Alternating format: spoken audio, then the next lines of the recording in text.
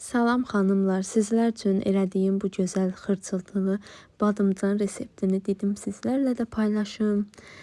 Baxasınız, xoşunuz gəlsə bişirin, amma çox dadlı, çox ləzzətli. İçi də bişir, üstü də çox qəşəngdir. Bunun iki resepti var. Mən bunu belə elədim, baxın. Deməli, badımcanları belə soydum, sonra yan formada doğradım. Belənçində doğrayandan sonra 2 dənə yumurtanı belənçinə çırpdım vilka ilə. Sonra 1 xörək qaşığı un,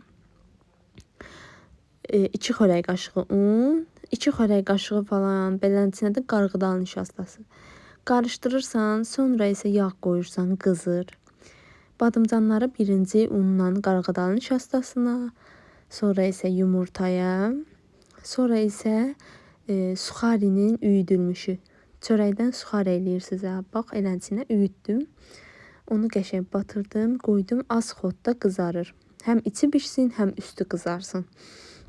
Və xiyarla pomidoru belə doğradım. Üstünə də onu, üstünə də nar şarabı əlavə edirsiniz. Çili sosu olan onu da əlavə eləyə bilər. Məndə yox idi.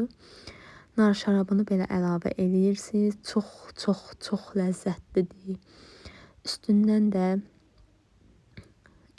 ağ çörək otu səpirsiniz, yəni küncüt belənçinə və nar səpirsiniz. O qədər dadlıdır, eləsəz heç peşman olmazsınız və bunun sırf tək qarğıdal nişastası ilə də eləmək olur. Gələn səfərdə elə edib sizlə paylaşacağım.